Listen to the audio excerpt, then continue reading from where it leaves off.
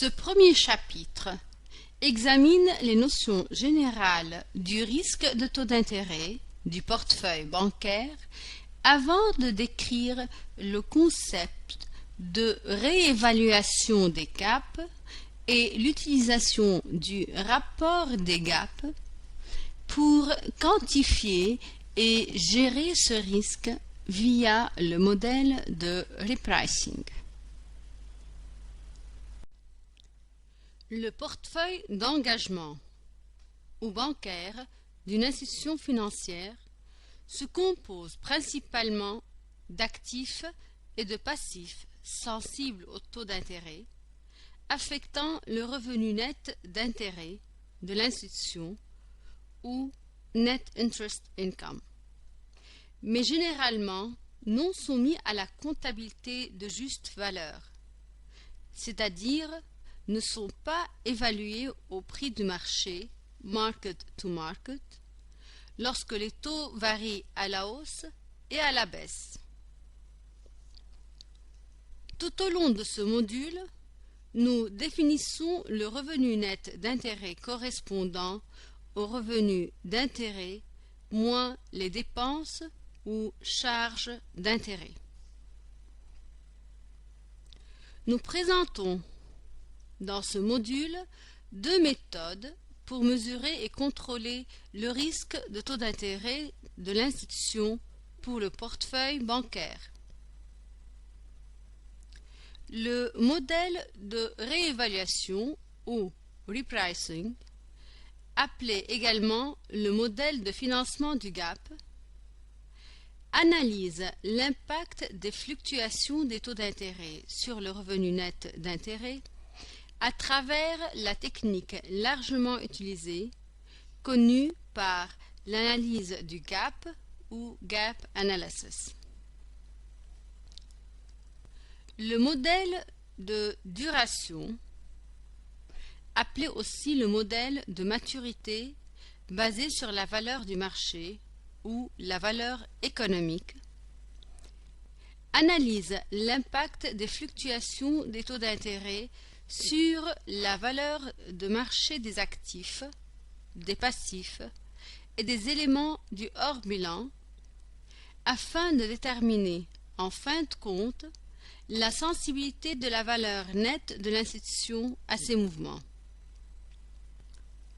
Cette seconde approche offre une vision plus globale que le modèle de réévaluation de l'impact global de la volatilité des taux d'intérêt sur la situation financière de l'institution au cours de la vie de ses existants actifs et passifs. Nous explorons chacun de ces modèles en décrivant les étapes suivies pour mesurer le risque de taux d'intérêt et pour comparer les avantages et les inconvénients de chacun. En raison de l'augmentation de la variété et la complexité des produits bancaires et de la volatilité de taux d'intérêt, la gestion du risque de taux d'intérêt dans le portefeuille bancaire est devenue plus difficile et une préoccupation essentielle des autorités de réglementation bancaire. Nous concluons ce module en décrivant les modèles standardisés proposés par les organismes de réglementation de Bâle pour la gestion et la supervision de ce risque. Le modèle de réévaluation ou de repricing s'appuie sur l'analyse du gap ou gap analysis pour analyser l'exposition du portefeuille bancaire au taux d'intérêt. Le modèle se centre autour des dates de réévaluation des actifs et des passifs et considère qu'un gap de maturité existe lorsque les actifs et les passifs sensibles au taux possèdent différentes dates de réévaluation. Ainsi, le gap est égal aux actifs sensibles au taux moins les passifs sensibles au taux. Ce gap est dit positif lorsque les actifs se réévaluent plus tôt que les passifs, ce qui survient, par exemple, lorsque les actifs à court terme sont financés par des passifs à long terme. Dans une telle situation, une augmentation des taux d'intérêt aura un impact favorable sur le revenu net d'intérêt, puisque les fonds reçus des actifs arrivant à maturité seront réinvestis à un rendement plus élevé. Un bilan avec un gap positif est alternativement décrit comme actif sensible.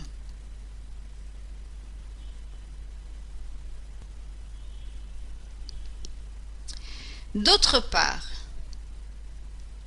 l'écart ou le gap est dit négatif lorsque les passifs se réévaluent plus tôt que les actifs, ce qui survient, par exemple, lorsque les actifs à long terme sont financés par des dettes à court terme.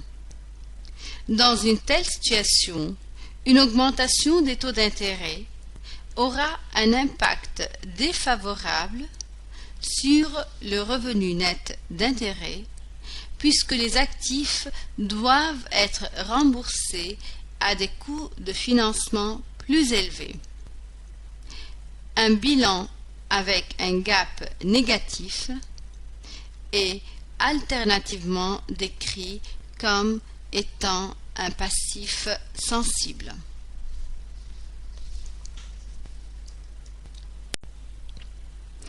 La première étape du modèle de financement du gap exige la séparation des actifs et des passifs du bilan en éléments sensibles au taux d'intérêt et de ceux qui ne le sont pas.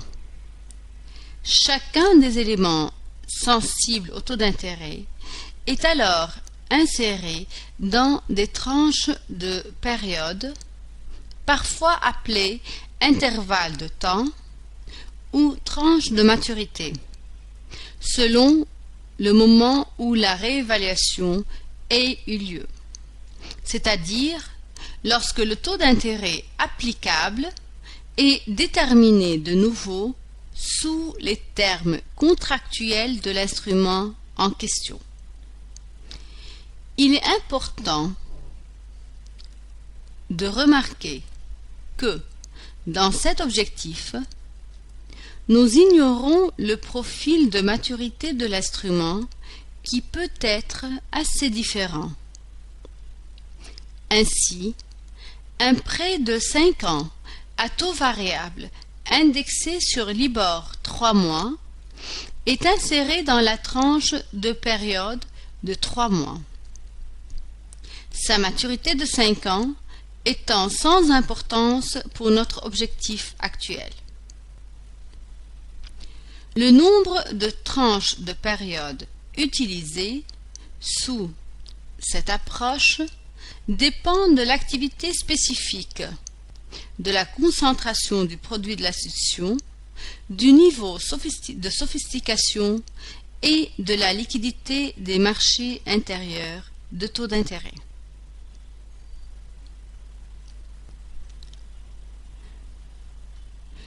Aux États-Unis, une structure typique de tranche est souvent comme suit. Overnight, jusqu'à une semaine, supérieur à une semaine et inférieur ou égal à un mois, supérieur à un mois et inférieur ou égal à 3 mois, supérieur à 3 mois et inférieur ou égal à 6 mois, supérieur à 6 mois et inférieur ou égal à 12 mois, supérieur à 1 an et inférieur ou égal à 3 ans, supérieur à 3 ans et inférieur ou égal à 5 ans, supérieur à 5 ans et inférieur ou égal à 10 ans,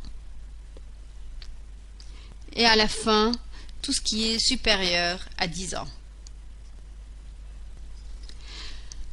Pour le reste de ce module, nous adopterons la convention d'utiliser le mot « à partir » pour signifier « à partir mais non inclus », ainsi que l'utilisation de la préposition « à » pour signifier « à » et « y compris ».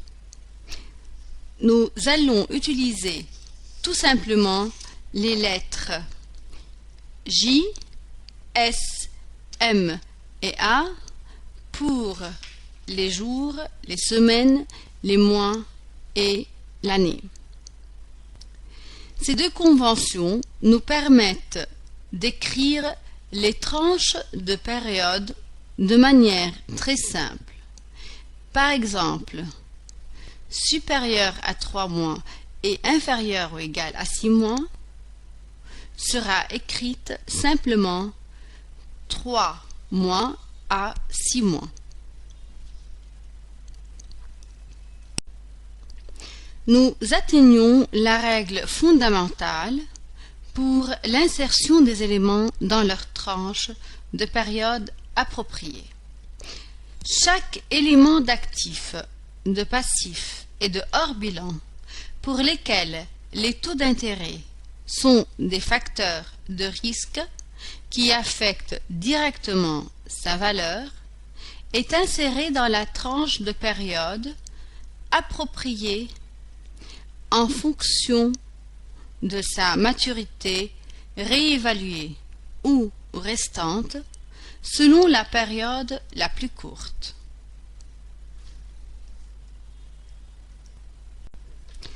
Le gap de chaque tranche est ensuite calculé comme étant la différence entre les actifs et les passifs en unités monétaires. Les gaps cumulatifs sont également calculés pour chaque tranche. C'est la somme des gaps allant jusqu'à la tranche en question. Nous illustrons tout ceci sur une feuille de calcul. Souvent, les banques contrôlent des expositions des taux d'intérêt en établissant des limites de gap et de gap cumulatifs. Ces limites peuvent être définies en unités monétaires absolues. Par exemple, la limite d'un montant négatif de 10 millions pour un gap de tranche qui est jusqu'à 1 semaine, ou bien en tant que pourcentage du total des actifs ou de capitaux propres. Par exemple, la limite du gap cumulatif pour la tranche de période 6 mois à 12 mois est négative de 10% du total des actifs. Nous montrons ci-dessous un rapport de gap.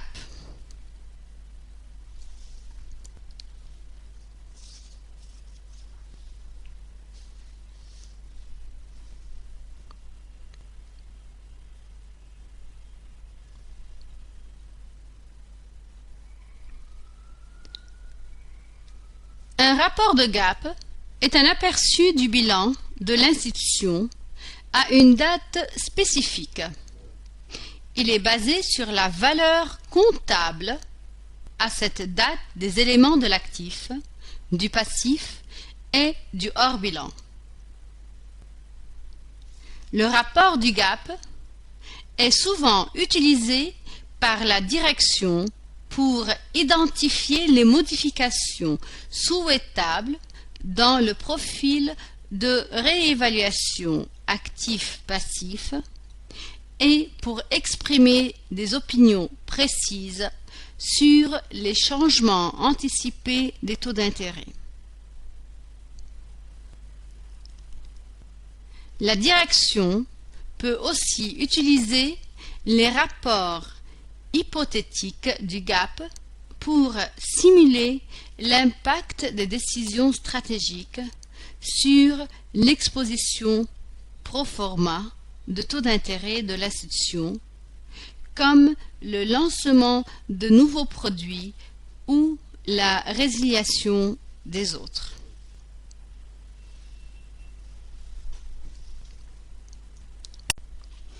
Nous illustrons maintenant comment les différents éléments sont inclus dans le rapport du GAP. Un élément du bilan, tel que les intérêts courus et impayés, est inclus dans le rapport du GAP dans la tranche de période correspondant à leur date d'échéance. Cependant, le montant principal du prêt sous-jacent ou de l'obligation sous-jacente est inséré, comme mentionné précédemment, basé sur la maturité ou sur la réévaluation selon la période la plus courte. Dans le cas des titres à zéro coupon, le prix d'achat augmenté par les intérêts courus sont insérés dans la tranche appropriée au lieu de la valeur nominale. Ainsi, une obligation nouvellement émise de 5 ans à zéro coupon avec un prix d'émission de 8 millions de dollars, mais d'une valeur nominale de 10 millions de dollars, est insérée dans la tranche de 1 an à 5 ans pour un montant de 8 millions de dollars.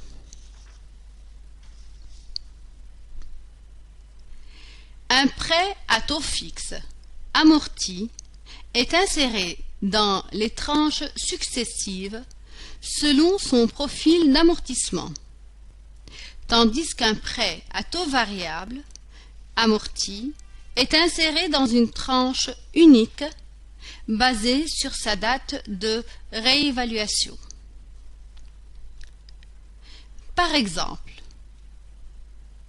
prenons 2 prêts de clients, chacun avec un principal de 10 millions de dollars, amorti sur 10 ans, en versements annuels égaux, l'un portant un taux d'intérêt fixe, le second indexé à Libor 6 mois. Ces prêts sont insérés dans notre précédent rapport du GAP comme suit.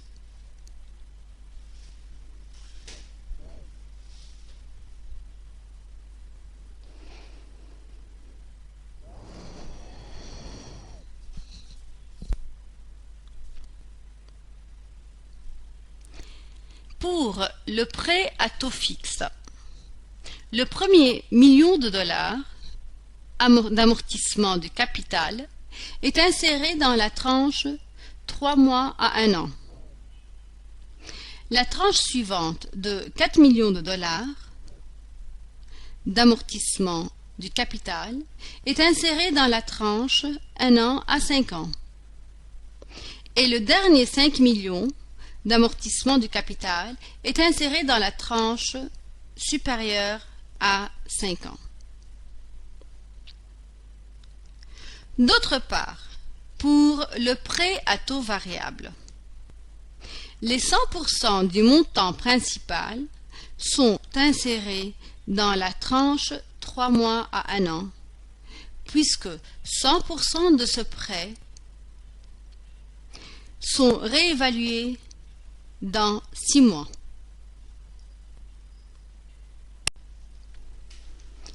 Avec des échéances contractuelles, le passif est traité d'une façon très similaire.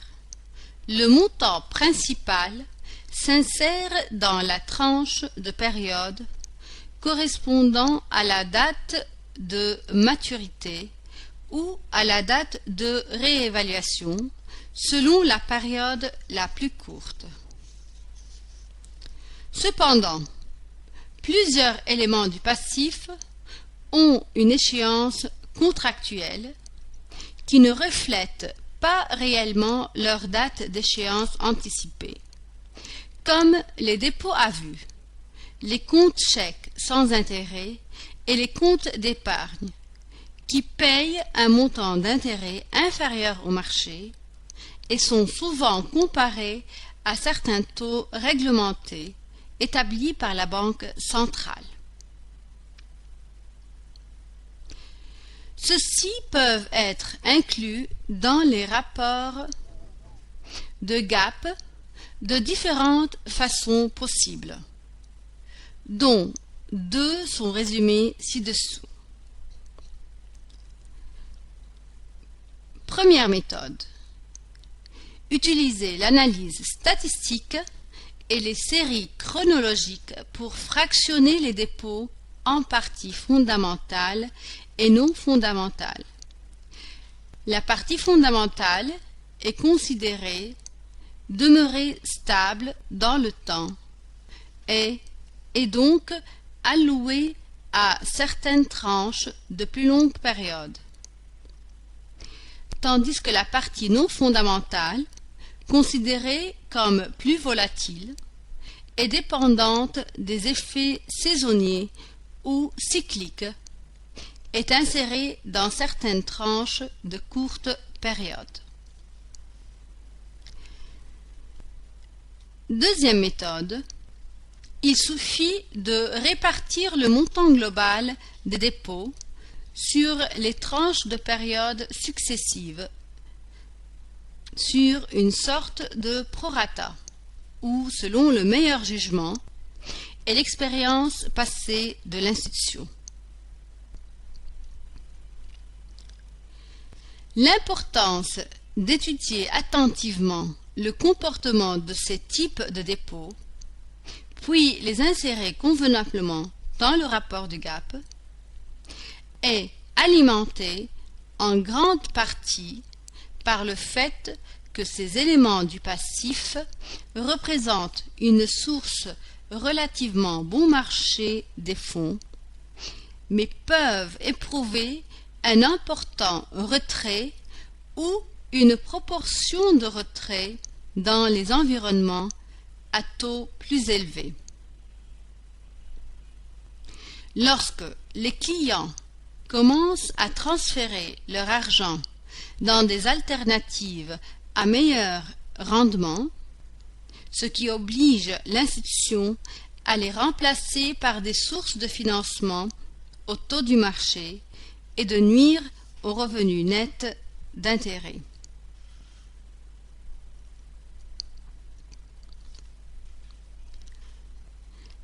Certains actifs et passifs peuvent être remboursés par anticipation au gré de l'emprunteur, exposant ainsi le prêteur au risque, connu comme le risque de remboursement anticipé, de recevoir le capital avant l'échéance présumée. Par exemple, certains prêts à la clientèle, tels que les hypothèques à long terme dans de nombreux pays, permettent aux emprunteurs le droit de rembourser par anticipation à tout moment la totalité ou une partie du prêt, avec peu ou pas de pénalité. Cette situation expose le prêteur à une diminution du revenu net d'intérêt, surtout lorsque les prêts payent un taux d'intérêt fixe et les hypothécaires sont généralement en baisse, donnant aux emprunteurs une incitation à se refinancer à un taux moins cher. Dans de tels cas, les hypothèses concernant les empressements ou précipitations de remboursement anticipé des prêts deviennent nécessaires et les flux de trésorerie du principal reflétant ces remboursements anticipés sont insérés dans le rapport du GAAP.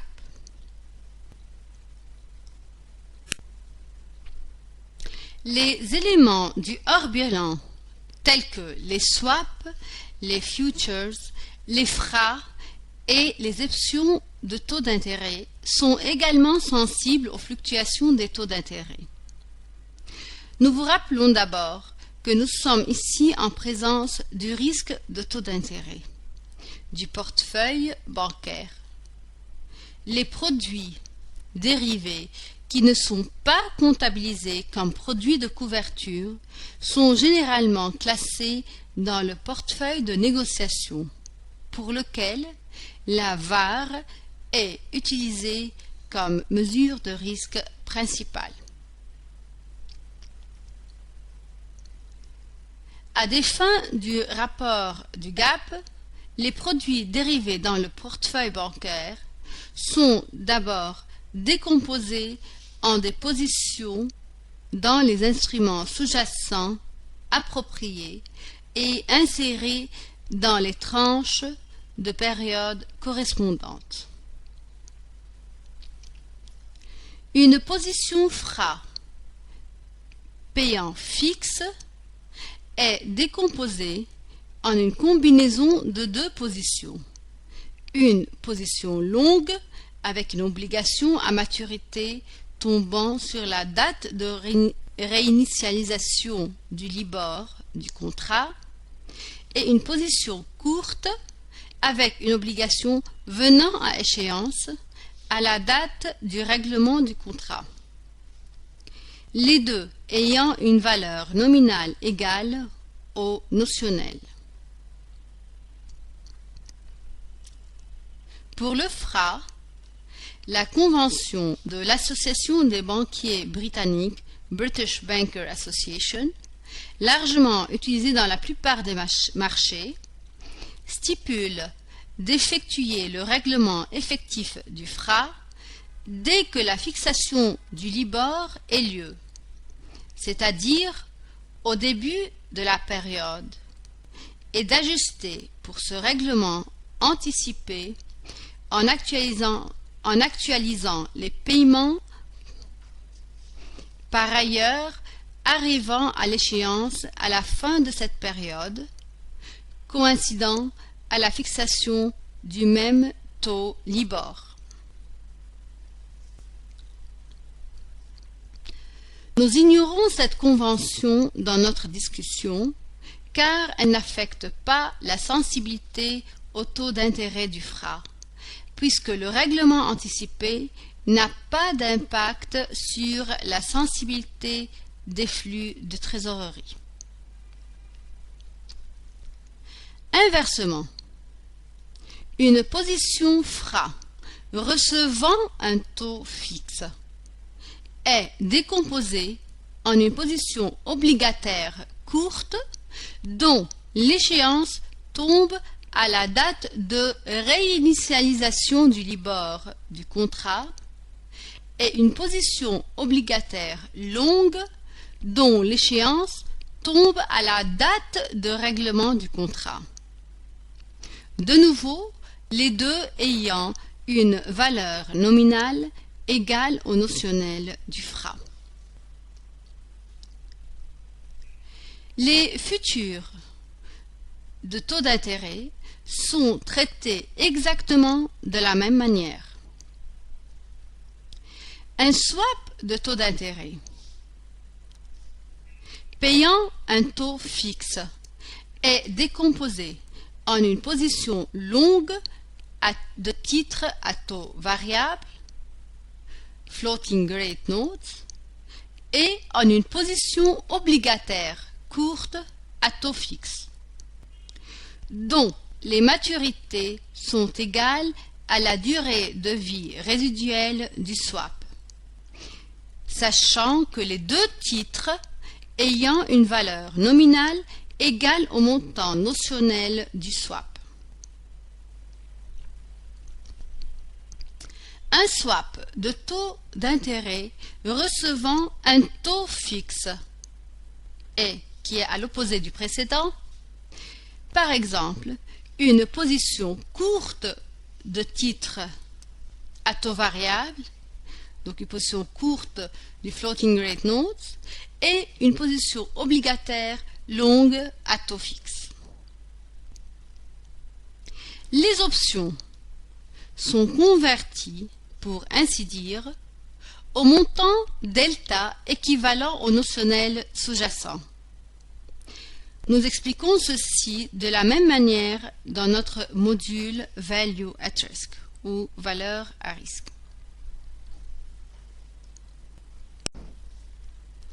Nous prenons quelques exemples et montrons comment les insérer dans notre rapport du gap précédent. Un swap de taux d'intérêt de 10 ans de 10 millions de dollars, payant 5% fixe et recevant LIBOR 6 mois.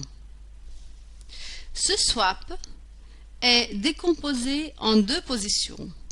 Première position, une position longue FRN, Floating Rate Notes, de 10 ans, de 10 millions de dollars, payant LIBOR 6 mois, inséré selon sa maturité, réévaluée de 6 mois. Une position obligataire courte de 10 millions de dollars de 10 ans à 5%, insérée selon sa maturité de 10 ans.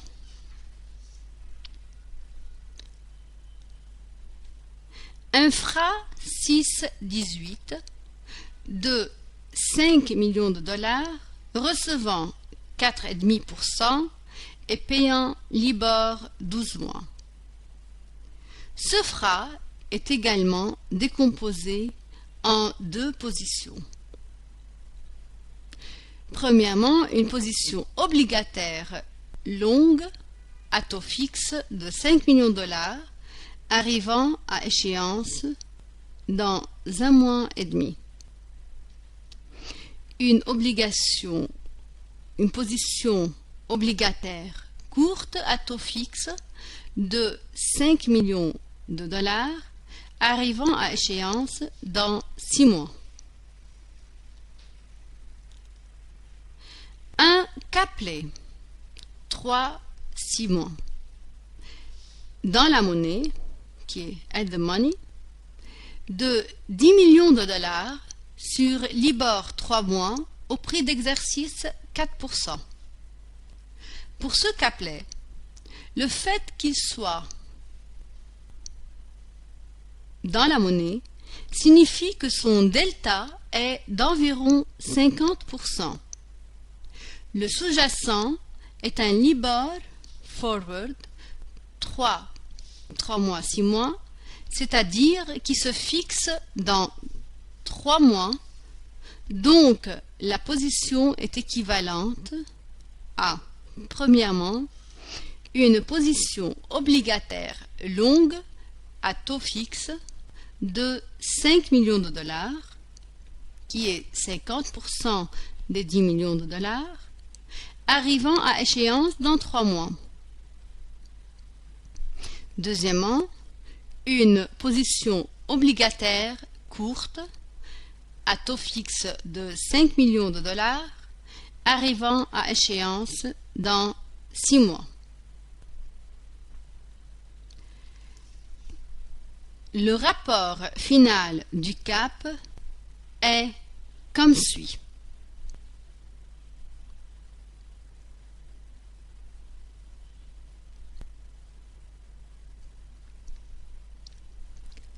Les nombres positifs représentent les actifs et les nombres négatifs représente les passifs.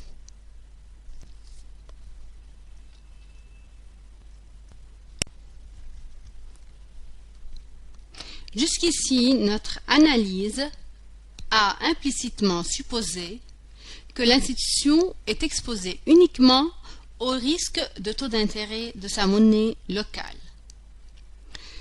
Toutefois, de nombreuses institutions sont ainsi exposées au risque de taux d'intérêt en devises étrangères.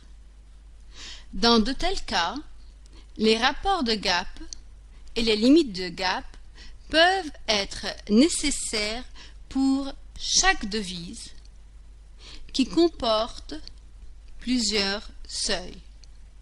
Par exemple, 5% du total des actifs du portefeuille bancaire. Un rapport de gap consolidé dans lequel tous les actifs et les passifs sont convertis en monnaie locale est souvent utilisé pour regrouper le risque de taux d'intérêt total. Dans de tels cas, les limites sont nécessaires pour les positions ouvertes en devises ou de ce qu'on appelle souvent les limites de financement des devises croisées ou cross-currency.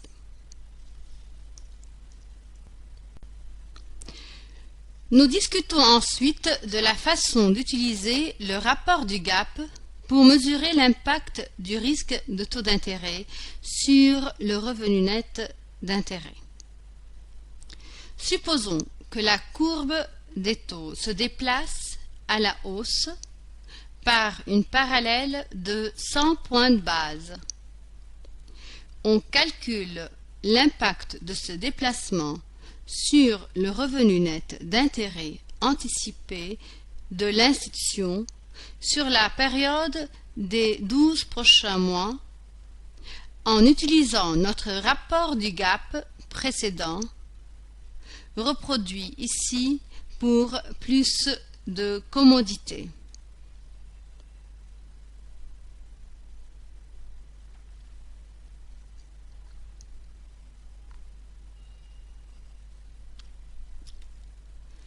Nous posons d'abord certaines hypothèses.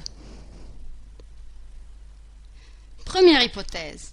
Le déplacement de la courbe des taux se produit instantanément et les taux restent à leur nouveau niveau pour le reste de la période de mesure. Deuxième hypothèse. Les actifs et les passifs arrivant à échéance dans les 12 prochains mois seront remplacés par des nouveaux niveaux de taux d'intérêt. Troisième hypothèse. Chaque montant de gap est réparti uniformément entre sa tranche de période, c'est-à-dire nous supposons qu'une date de réévaluation tombe à mi-parcours de la tranche pour le montant entier du gap.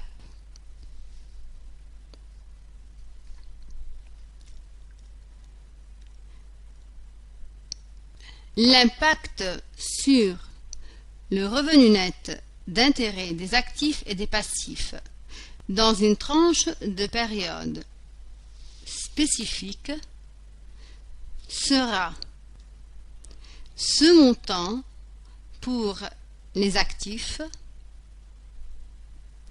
et ce montant pour les passifs.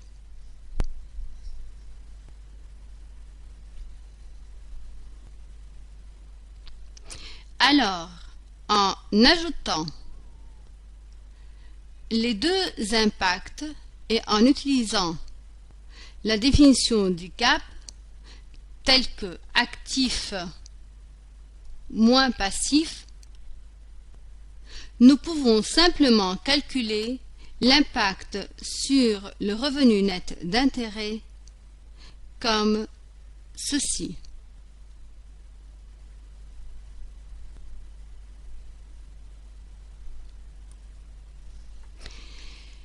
Et à partir de cette formule, nous pouvons résumer l'impact sur le revenu net d'intérêt à travers ce tableau.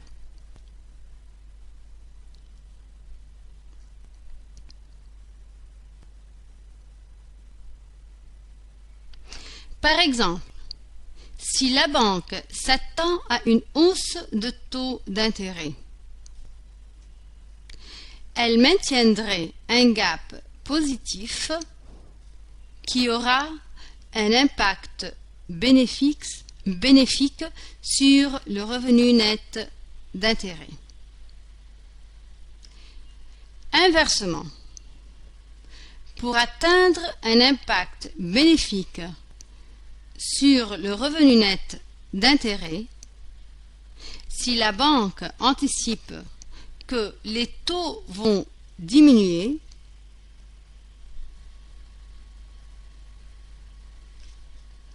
alors elle maintiendrait un gap négatif.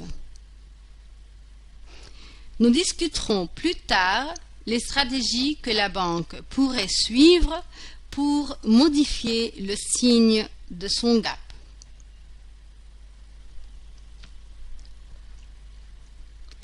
À partir de l'hypothèse 3 ci-dessus, nous pouvons calculer l'impact sur le revenu net d'intérêt pour la tranche de 3 mois à 1 an. Le point milieu de la tranche ou mi-parcours de la tranche aura lieu 7 à 7,5 mois à partir d'aujourd'hui, de sorte que la maturité restante de notre période de mesure est de 4 mois et demi, qui n'est autre que 12 moins 7 et demi. Ainsi, nous avons l'impact sur le revenu net d'intérêt pour la tranche 3 mois à 1 an égal à 112 500 $.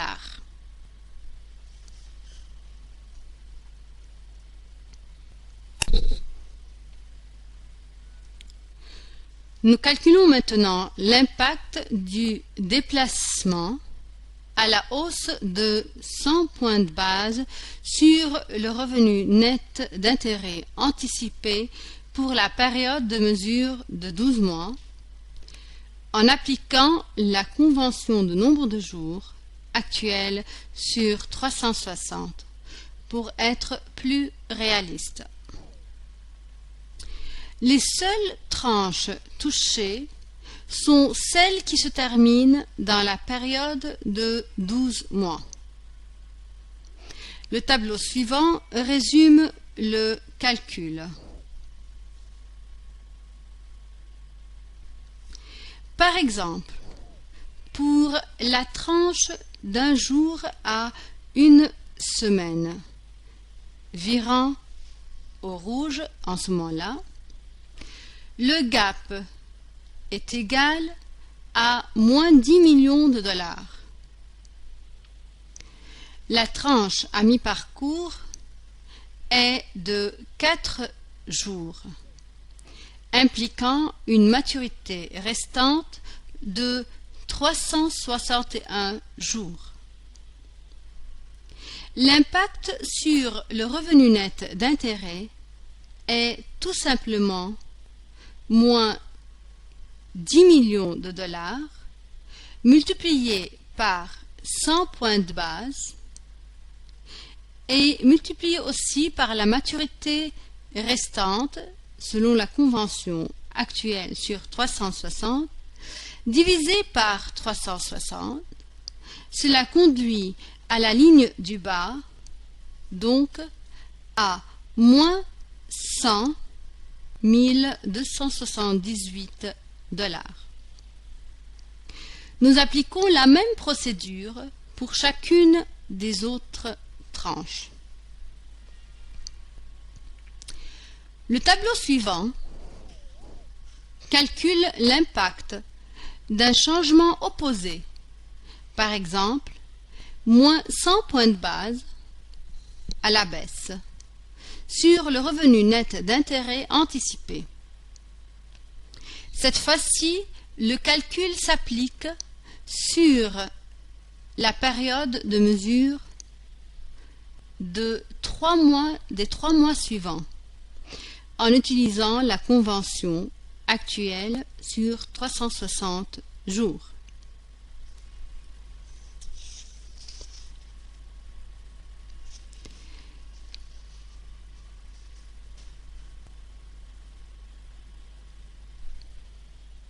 Il est clair qu'une fois nous choisissons un changement particulier de taux, les gaps nous conduisent à un impact sur le revenu net d'intérêt pour toutes les périodes de mesure spécifiées.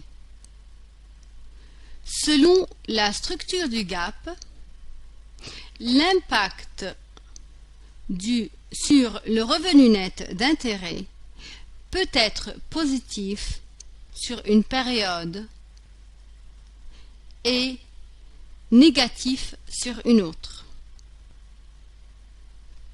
Dans notre exemple, l'impact a été positif au cours de la période 3 mois, mais négatif pour la période de 12 mois. L'établissement des limites de gap est également un outil efficace pour limiter l'impact adverse sur le revenu net d'intérêt en cas d'une anticipation des variations de taux dans les cas les plus pires. Par exemple, si nous supposons que la variation de taux dans les pires cas est un déplacement parallèle à la hausse de 200 points de base. Le tableau ci-dessous utilise le rapport du gap pour dériver l'impact du cas le plus pire sur le revenu net d'intérêt pour une période de 12 mois.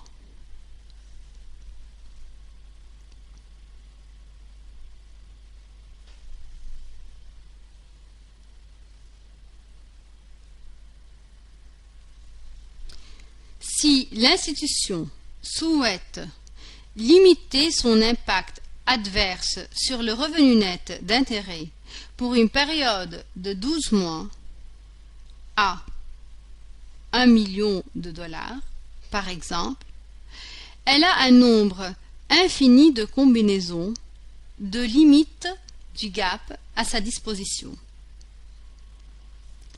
Une solution simple serait de diviser par 2 toutes les limites, mais des considérations de différentes activités sont susceptibles de favoriser une structure de limite par rapport à d'autres. Comme il a été mentionné précédemment, les limites du gap peuvent être établies dans des unités de monnaie absolues, positives ou négatives, pour limiter l'impact des changements de courbe des taux dans les deux sens. Un exemple figure dans le tableau suivant.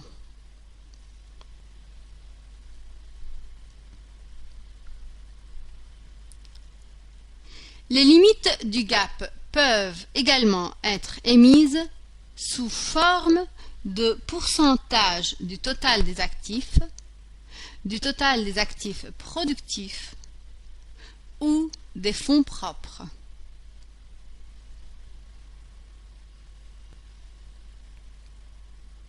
Les limites peuvent également être établies différemment pour les gaps positifs et négatifs.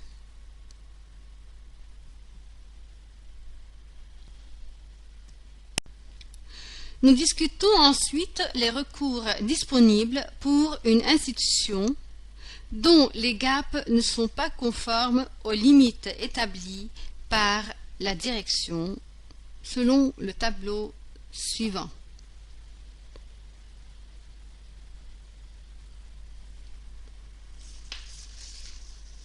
Il y a deux infractions de limite du gap dans les tranches d'une semaine à 3 mois et d'un an à 5 ans. Pour rétablir une entière conformité avec ces limites du gap, l'institution peut utiliser un certain nombre de stratégies différentes que nous allons illustrer. La première stratégie consiste à remplacer 12 millions de dollars d'actifs à long terme se trouvant dans la tranche d'un an à 5 ans par 12 millions d'actifs à court terme dans la tranche d'une semaine à 3 mois.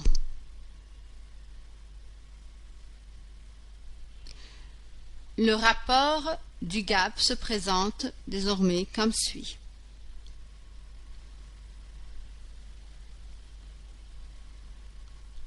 Cette solution est intéressante et rapide à mettre en œuvre si l'institution a des actifs liquides, tels que des obligations à long terme, qui peuvent être vendus et remplacés facilement par des obligations à court terme. Autrement, la mise en œuvre peut prendre beaucoup de temps. Une stratégie alternative pour remplacer les 12 millions à court terme du passif tombant dans la tranche d'une semaine à 3 mois par les 12 millions à long terme du passif de la tranche d'un an à 5 ans.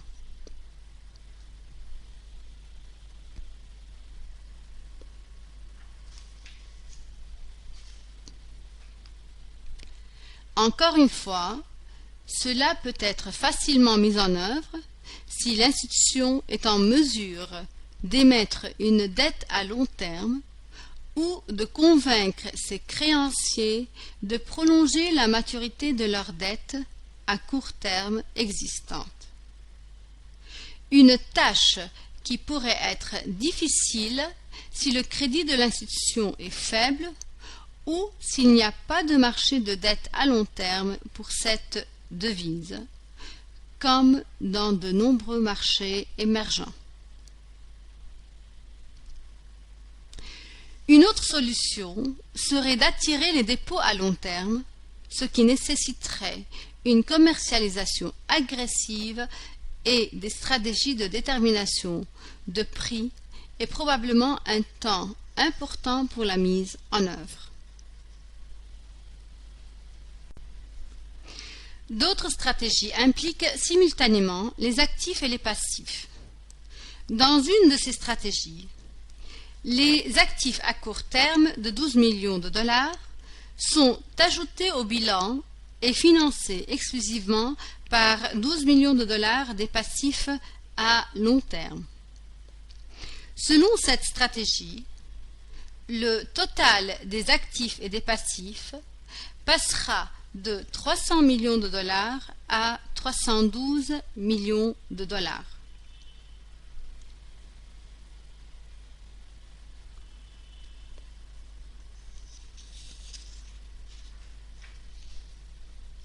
Sous une autre stratégie, les 12 millions de dollars d'actifs à long terme sont liquidés et leurs produits appliqués à la réduction des 12 millions de dollars du passif à court terme. Ainsi, le total des actifs et des passifs est rétréci, passant de 300 millions de dollars à 288 millions de dollars.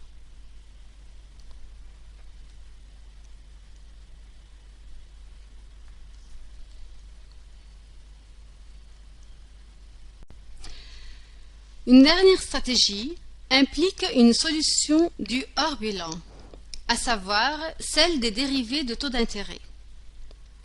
Rappelez-vous que les swaps de taux d'intérêt, les forwards et les futures sont inclus dans l'analyse du gap comme étant des combinaisons de positions obligataires longues, courtes, à taux fixe et des titres à taux variable. Un swap de taux d'intérêt sous lequel l'institution paye fixe et reçoit Libor 3 mois et ayant une maturité supérieure à 1 an et un notionnel de 12 millions de dollars atteindrait l'objectif souhaité.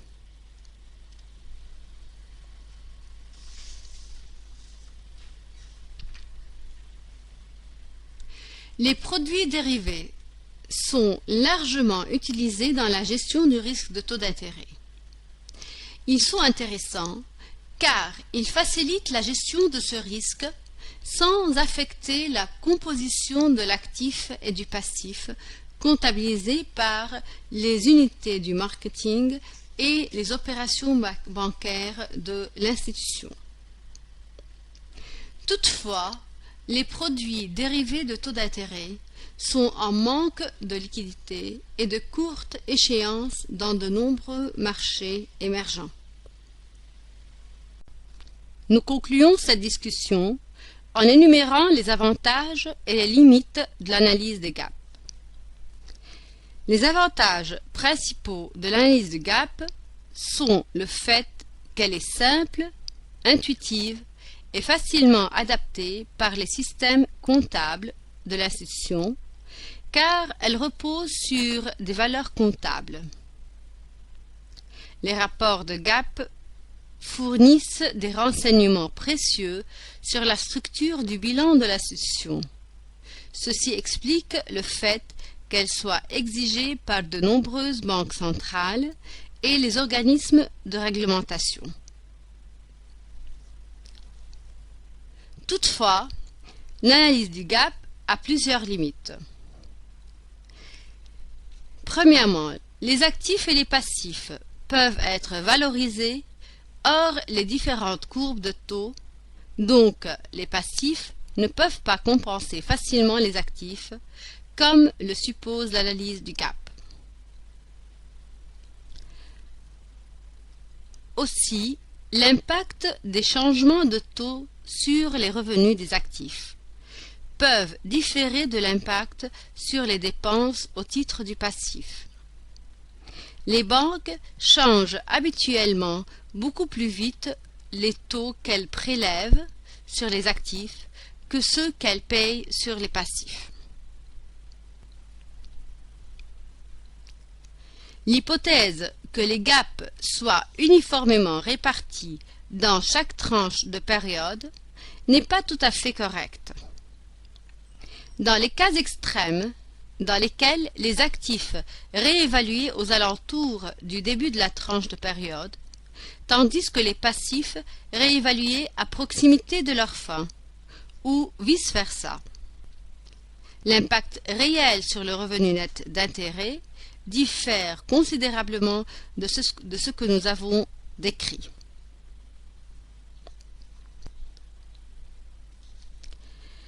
L'analyse du cap dépend fortement de l'intervalle du temps spécifique choisi. Les choix de différentes tranches peuvent produire des sensibilités très différentes des risques au déplacement de la courbe, surtout si les montants ne sont pas uniformément répartis dans les intervalles de temps. Cinquièmement, la méthode du gap utilise les valeurs comptables et ignore les flux de trésorerie intermédiaires. Ainsi, toutes les obligations sont traitées de la même manière, indépendamment de leur taux de coupon. Une variable clé du point de vue économique que l'analyse du gap ignore complètement. Ces diverses limitations ont donné naissance à une seconde méthode pour l'estimation et la gestion du risque de taux d'intérêt dans le portefeuille bancaire, une démarche axée sur la notion de duration. Nous présentons cette méthode dans le prochain chapitre et nous soulignerons ces différences par rapport à l'analyse du gap. Nous terminons ainsi le premier chapitre.